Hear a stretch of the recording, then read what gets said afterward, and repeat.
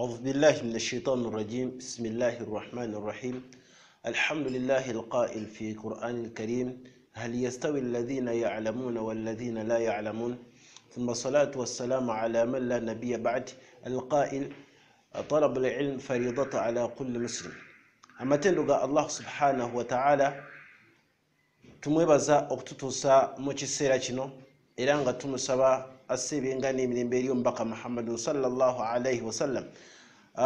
Baganda bange ab'ekitiibwa, tugenda kulaba ku bigambo ebyo eby'ekitiibwa Allah byenjogedde ne hadithi y'omubaka sallallahu alaihi wasallam gyensomye, ng'omutwe gugamba okubeera nti nno tunoonya ilmu, tunoonya okumanya.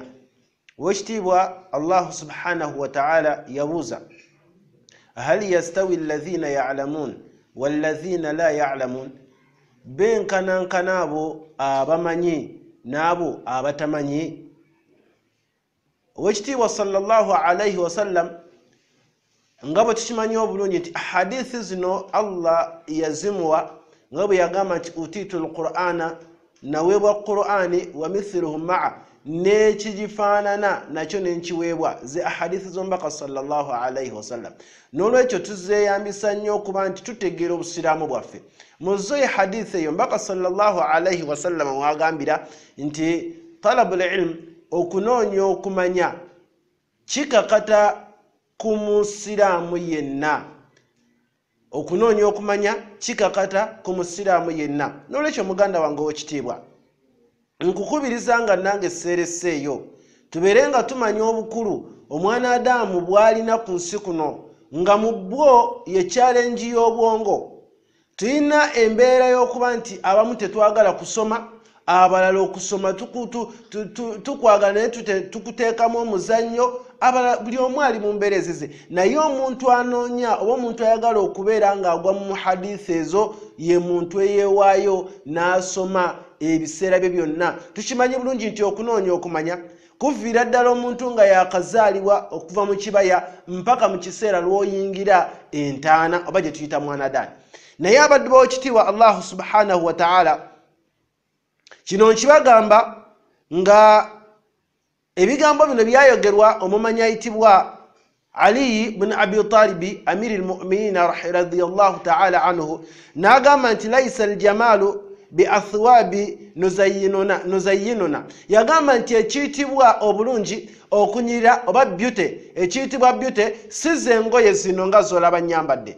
N'ogamba nti nyambadde kanzu ya mitwalo 2, nyambadde sharia ya mitwalo 5, nyambadde nembeera nga nze nanjiika, tugamba nti atonnya oba ntegereka bulungi mu lulimi olumanyikiddwa. Naye yagamba nti si byebyo. Innal jamala, mazima ekiyitibwa obulungi jamalul ilmi wal adabi, muntu kubeera nga alina ilmu n'empisa. Jamala madha? Jamalu kiyitibwa obulungi al-ilmi, bwe bulungi bw'okuba nti omuntu alina ilmu, oyo naba mulungi nnyo, aba anyirira, aba asinga bonna, olw'ensonga nti ebigambo ebimuvaamu wallahi bimusaana. Munnange endabika ye yonna emusaana, munnange ne mu society mwali asobola okubaamu n'okwedifendinga ku mbeera yonna, asobola okukola ki? Asobola okubaamu. Lidhan kyava agamba nti laisa liyatim, tayitibwa mulekwa oba tali mulekwa, oyo bulungi alladhi qad mata waliduhu, gwe tuyita mulekwa si yafiiriddwako taatawe oba maama we, nedda.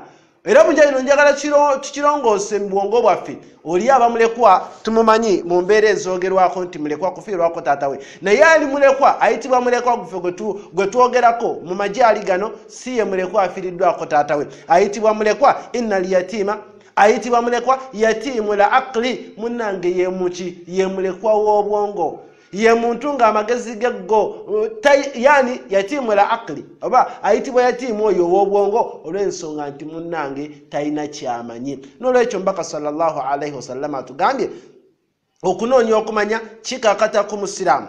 Omusiraamu yenna ayitibwa omusiraamu imma mukyala, imma musajja, imma ng'ogwa mu kiti kyonna, hatta ne bw'abeera nga muzibe, ne bw'abeera nga afaanana atya, okunoonya okumanya kikukakatako, kubanga abamanyi bangi ababadde batusomesa ilmu betusomako okuva edda nedda nga bonna bagwa mu mbeera ezo. Bw'atyo nno n'agamba nti ala kano kankikubulire muddu wa Allah era imamu agenda maaso n'atugamba kankubulire agamba nti ala lan tanala lilma illa bisittati n'agamba togenda kufuna ilmu okujjako lwa nsonga zino mukaaga agamba ngenda zikubulira amajumuiha ngenda zikubulira ensonga ezo bibayanin nga nzinnyonnyola yagamba thakau omuntu okubeera ng'oli mugezi obugezi si nti buzaalibwa naawe wabula obugezi bwakubeera ng'olwana okufuuka omugezi walhirsu n'okubeera ng'ekintu okikola nga okikola oli mumalirivu olina obumalirivu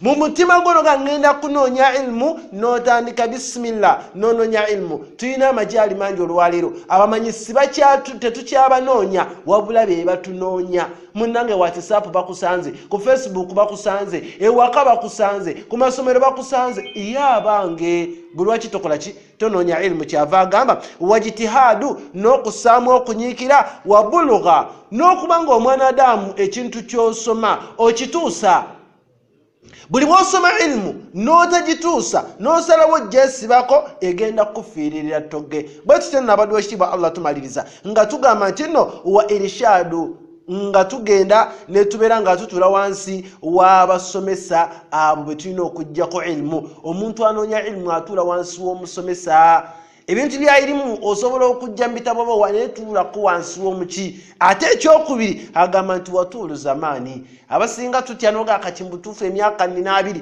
3 4 munnanga obwongo kino kankikugambe muganda wange okitiibwa nga kyenkomekereza nakyo ku hadithi eyo gye tulabye olwaleero tugamba nti obwongo bw'omwana Adamu kulla yawm buli lunaku lwonna olukya obwongo bubeerako oba olupapula olujjako lubeera lupya ne bw'obeera ng'oli mukadde oba oli otya luba lupya ng'osobola okusaako ebintu ebipya n'olwekyo tunoonya ilmu kyekisinga okuba ekirungi n'olwekyo okubiriza omwoyo gwange n'ejjammwe tweweeyo tunoonye okumanya tuleme kubeera nga basitegerera obusiraamu kwetegerera nakubeera nga oba oli awo onoonya ebyo ebigenda okugasa n'okusigalawo ng'omaze okubeera nti nno ova ku bulamu buno obw'ensi nja kukoma wabadde w'ekitiibwa Allah subhanaka اللهم بحمدك نشهد أن لا إله إلا أنت نستغفر الله ونتوب إليك والسلام عليكم ورحمة الله وبركاته.